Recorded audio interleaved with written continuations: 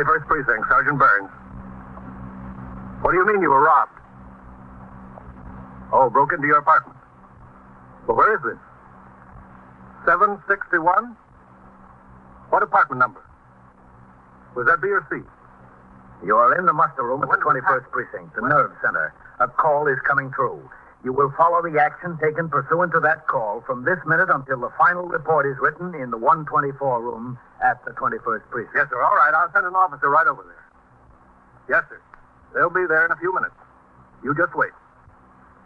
That's right. Yes, sir. Just wait there. 21st Precinct. It's just lines on a map of the city of New York.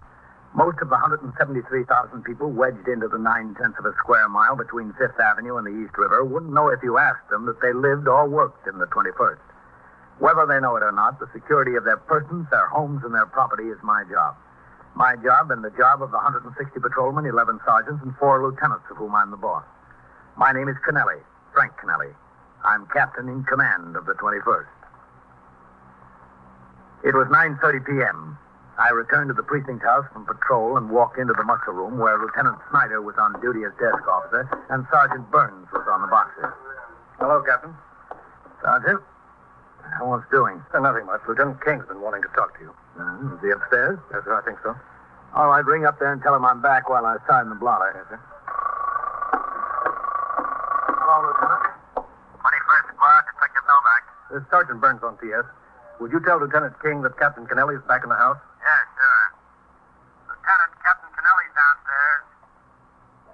Yes, sir, all right. Would you ask the captain to wait there? Lieutenant King is coming downstairs. Yeah, okay. Did you get Lieutenant King? Yes, sir, he's on his way downstairs. TT order came through just after you left, Captain. Winter overcoats on the 4 to 12 tour, November 8th. Have McCarthy posted on the bulletin board. I already told him, Captain. Oh, excuse me. Go ahead. 21st Precinct, Sergeant Burns. Lady, I told you before, there's nothing we can do about that. We chase robbers. We're not plumbers. Yes, I know, Lady. Captain. Matt, what's doing? Lady, ma'am. I talk to you in your office, Captain. Sure. I'll be in my office, Sergeant. Yes, sir. I can't send a policeman over there for that, lady. What have you got, Matt? Go ahead. Sit down. Yes, sir. Now, what is it? Looks like we've got a cop in a jam. From here? Yes, sir. Who? I don't know yet. Well, what's it all about? Well, the commander of the 6th Squad called up here about an hour ago. 2 uniformed men jumped a burglar coming out of an apartment building. Had to chase him into the courtyard, but they finally collared him. Yeah? They brought him into the station house. He admitted he was in an apartment there. He dropped a pillowcase during the chase. Had a portable radio, an electric razor, a few other things in it. Came out of the apartment. They took him up to the squad down there and started to talk to him about other deals. The boy admits to about 25 burglaries. What's that got to do with us? Well, the boy, his name is Ristons, Leroy Ristons, told him he burglarized an apartment in this precinct 3 or 4 weeks ago. Uh-huh. Had a couple of suits, some jewelry, good stuff, a gun, and about $600 in cash. Said he came down the service entrance and walked out onto the street. Said as soon as he hit the sidewalk, a cop was there and shoved him against the building. Said he thought he was through. The cop went through the stuff, and he admitted he burglarized this apartment. Said the cop went through his pockets, found the cash. Yeah? Said the cop put the money in his own pocket, gave him back all the merchandise, hit him on the can with his nightstick, and told him to get out of the precinct. Said he ran to the subway station, got on a train, hasn't been back on the east side since. What does it sound like to you? Oh, got a cigarette, Matt? Yeah, sure, Captain. Thanks. Thanks. You're welcome. Well, I went through our squeals. October 5th, Mr. Philip Nayland, 761 East 68th Street, a lawyer with offices at 156 Wall. He reported his apartment had been broken into. 3 suits of his, a diamond ring, wristwatch, diamond pin belonging to his wife, .32 caliber S&W revolver, for which he had a permit, and $575 in cash were taken. That sounds like the same deal this boy was talking about. Yes, sir, it does. It checks his story. At least that he burglarized the house. He reported this on the 5th? Yes, sir. Well, when did the burglary occur? Night of the 4th? Could have been either the 2nd, 3rd, or 4th, Captain. This was a weekend. Mr. and Mrs. Nayland left the city Friday afternoon to spend a weekend in the country. They discovered the burglary when they got back Monday morning. What time of night did all this occur? Did you find that out? No, sir, not yet. Lieutenant McInerney told me they were still questioning the boy down there at the 6th. Wanted to let me know what they were developing. Yeah.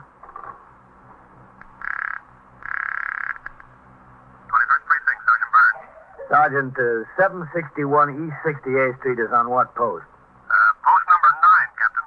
All right, Sergeant. Get out the telephone record and the post list for the 4 to 12 and the 12 to 8 tours for October 2nd, 3rd, 4th, and 5th. Yes, sir.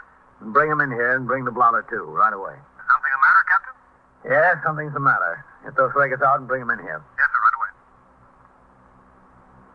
For this and other purposes, the records of the precinct contain a detailed account of the movements of every member of the command.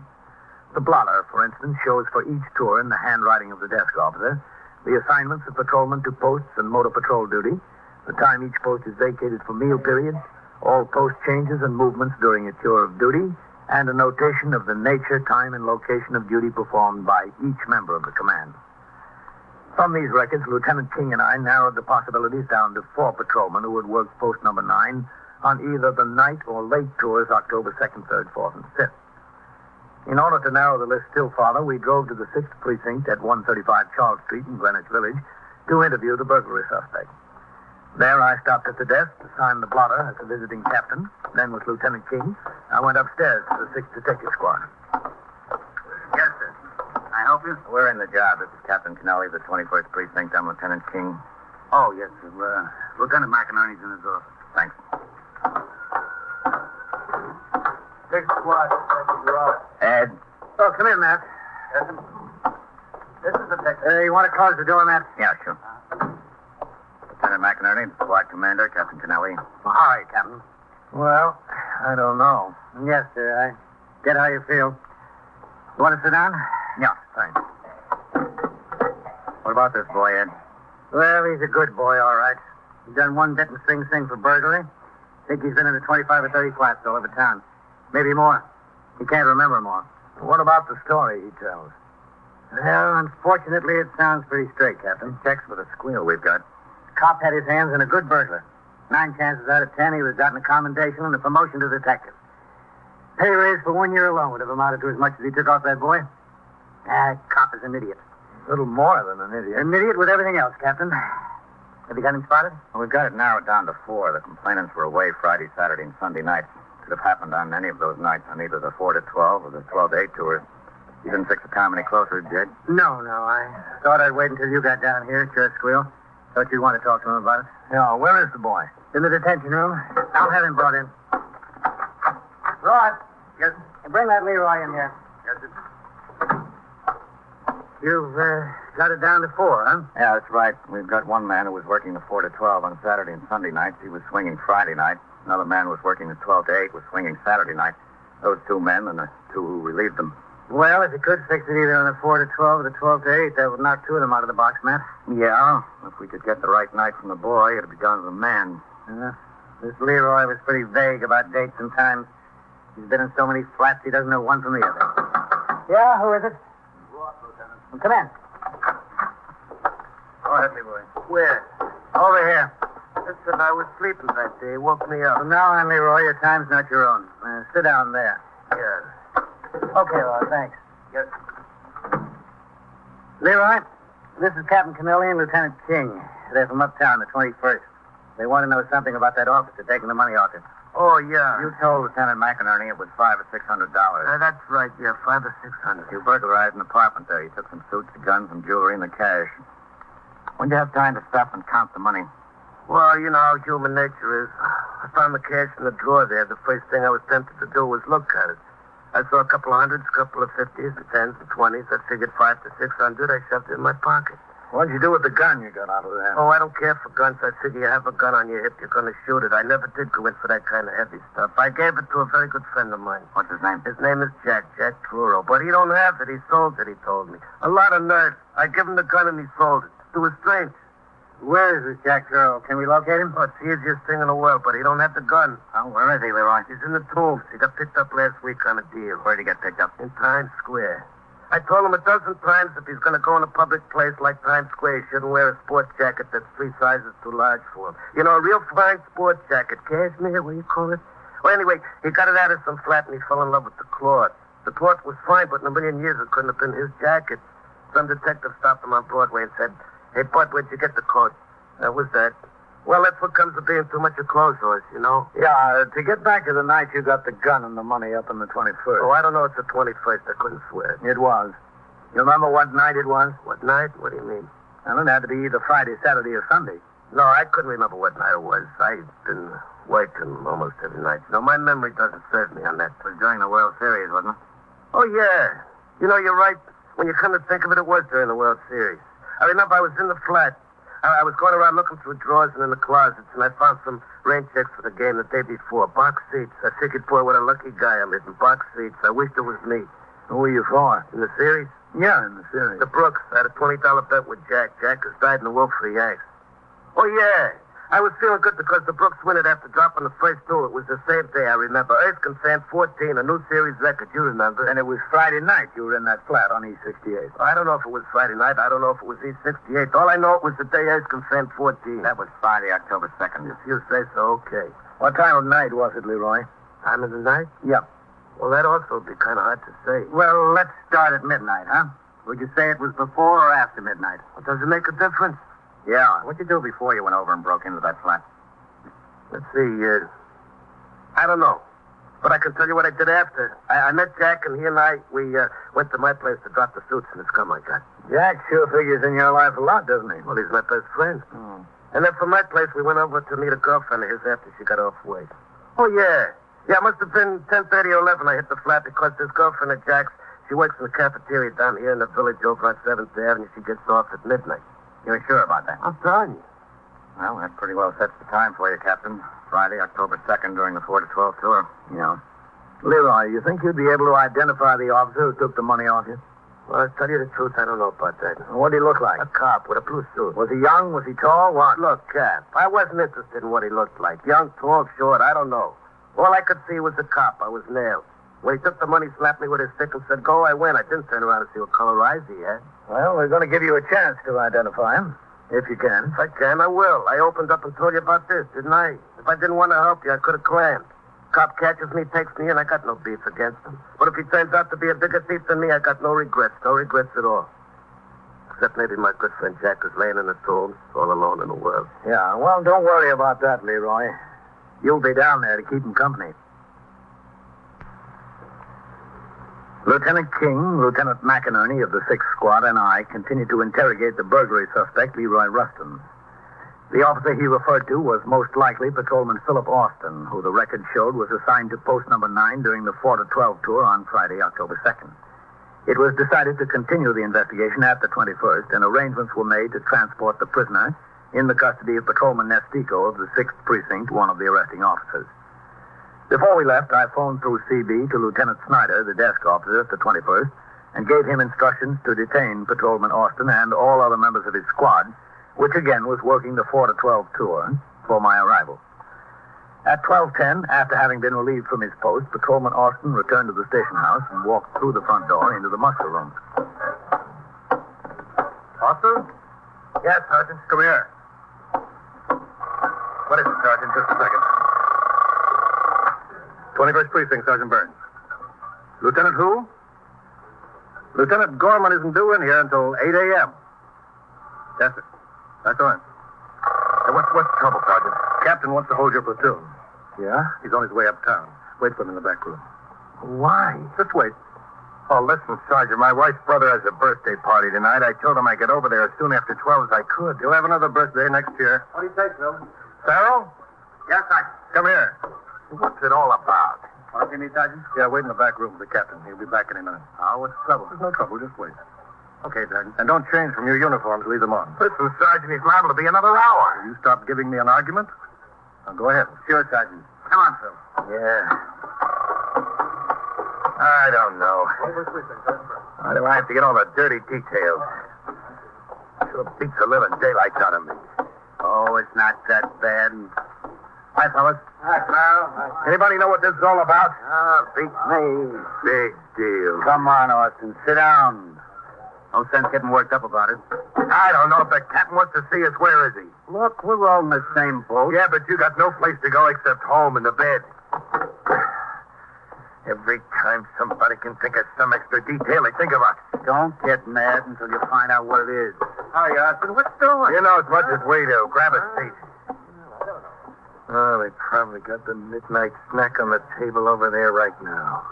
And the beer is just flowing. Stop aggravating yourself, will you? Well, what do you expect me to do? I'm out walking a post for 8 hours. When the tour's over, my time should be my own. This is something I'm going to take up with the PBA delegate. Watch it. Skipper. I'm sorry to hold you, men. It's all right, Captain. Oh, Lieutenant. Now. Lieutenant King and I would like to have you stay around a few minutes to help us out on something. That all right with you? Yes. How long will it take, Captain? Oh, not very long. I have to go into my office. We'll be ready for you in a few minutes. Come on, man. Okay, Captain.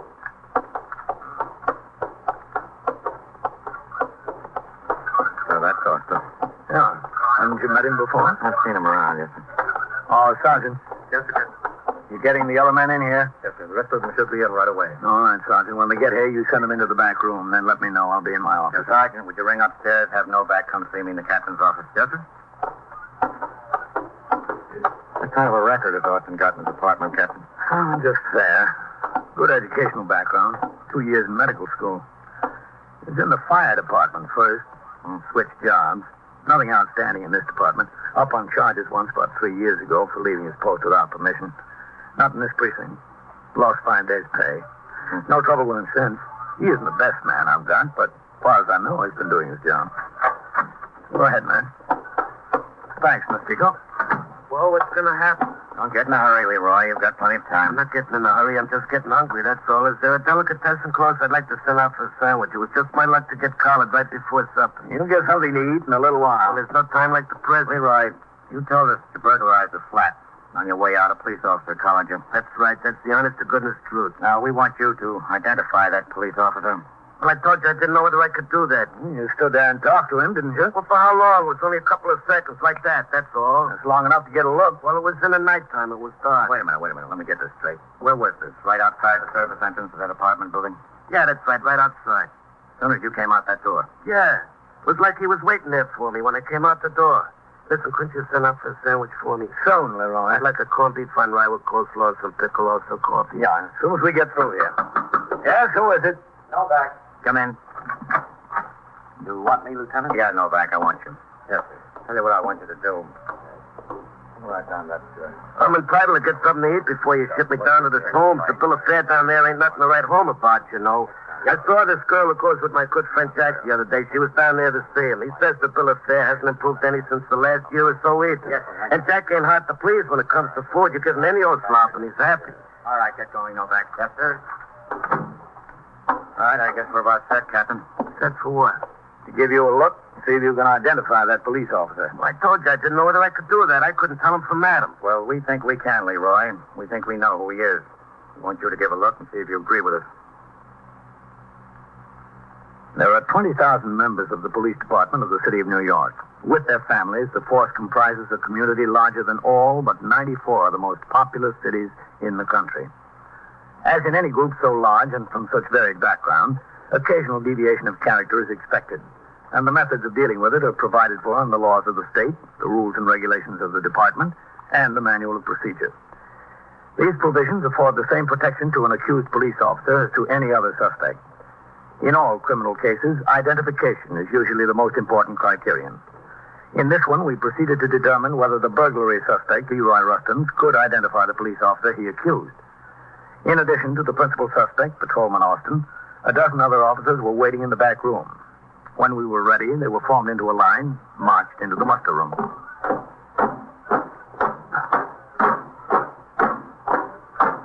Detail. Up. Left. Straight. Right. Good. First. Ready. Sergeant, what's this all about? I got a date. What's the story? All right, I'll tell you what the story is. We're conducting an investigation. We're holding a man who's made an accusation against a patrolman. I want to see right here and now if he can identify that patrolman. Oh, Farrell, would you go into my office and ask them to come in here? Yes, sir. On away, Captain. What's this cop supposed to be accused of, Captain? Among other things, receiving stolen property and failing to take proper police action. All right. Come over here, Leroy. I'll come there, but I don't know what good it'll do. Now, there's a squad of police officers here, Leroy. Take a good look at every one of them. Yeah. Then you tell us if you see the man who took the money off you. And Leroy, Yeah. You say this police officer spoke to you. If you want to hear the voice of any one of these men, just ask him to talk. If he asks any of you to talk, state your rank, name, and shield number. Go ahead, Leroy. Take a look.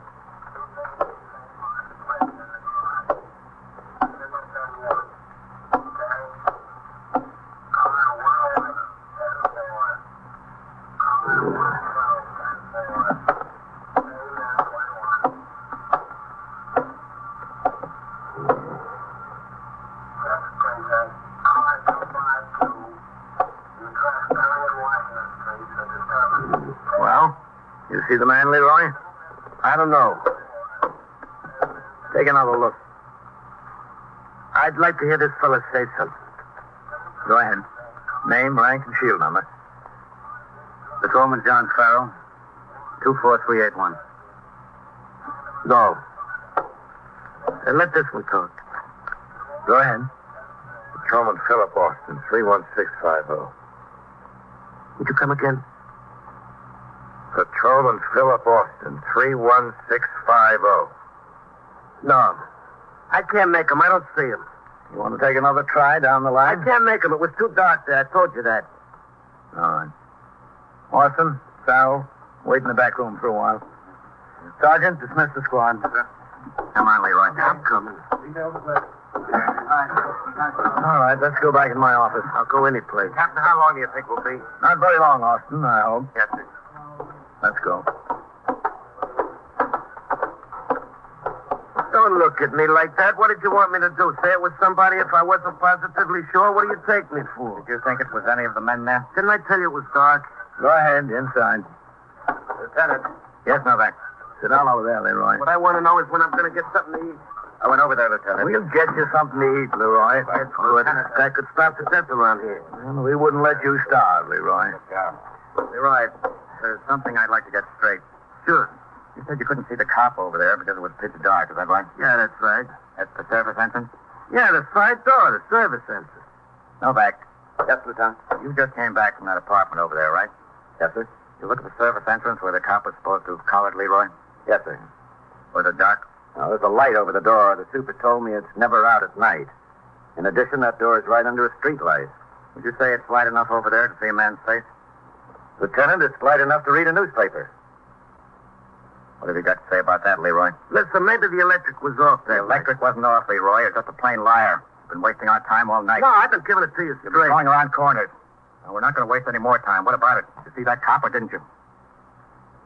You don't want to waste any more time, huh? No. All right, I won't waste any more time. I didn't see any cop because there wasn't any cop. Then why the story? Well, it's very involved. No, this has been very involved all night. Yeah, Cap, you got a point. Well, I told the story for two reasons. One is I told it before to my good friend Jack. You see, he was in that flat with me. I didn't tell him about the money when I found it. Well, after we got out, we broke up and met later, just like I told you, at the cafeteria where his girl works. Well, I figured this flat we made might belong to some celebrity, and the papers would have the story and tell exactly how much cash was took. So I made up the little tale about the cop to Jack. He bought it because, being a thief, he believes that's the logical thing for a cop to do. That's what he would think. Yeah. So when I got collared tonight, I knew I was going to see Jack in the tombs again, so I stuck with the story because he's big. Boy, how big he is. In addition to which, if I played it along and told the same story, maybe I'd get a break, you know? Then the newspapers and the DA and everybody go for that stuff. I thought I'd get a break out of it. But I was honest. I didn't identify any cop. I didn't get anybody no jam, not me. No, you didn't identify anybody because you might have picked somebody who wasn't anywhere near that spot. Well, that's the point. I grant you that. I'll be right back, man. Yeah, but you still got to give me credit, huh?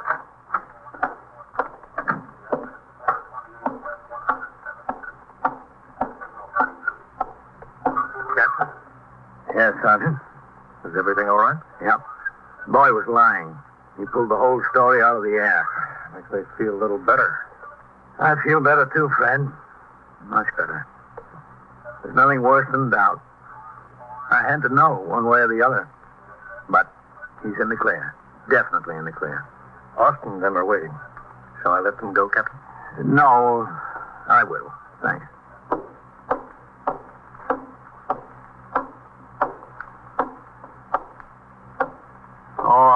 You men. Yes, sir, Captain. You can get changed now and go home. Yes, sir. Just a second, Austin. Yes, sir. Never mind. Good night. I'll see you tomorrow. Night, Captain. How do you like that? What? We have to stay around here on our own time on some deal we got nothing to do with. We don't even get a word of thanks. Well, what can you do? It's the trouble. There's nothing you can do. It's the job.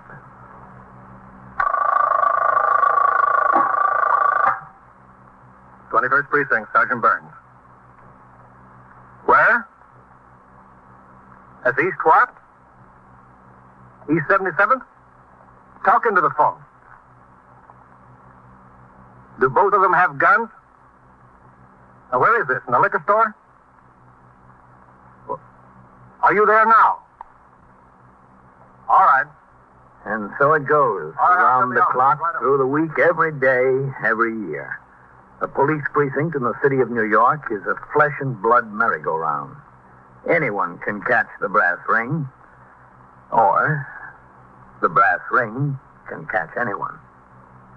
21st Precinct, a factual account of the way the police work in the world's largest city, is presented with the official cooperation of the Patrolmen's Benevolent Association, an organization of more than 20,000 members of the Police Department, City of New York. Everett Sloan in the role of Captain Kennelly, Ken Minch as Lieutenant King. Featured in tonight's cast were Larry Haines, Wendell Holmes, Chuck Webster, Frank Reddick, Bill Quinn, and Phil Sterling. Written and directed by Stanley Niss. Produced for CBS Radio by John Ives. Art Hanna speaking.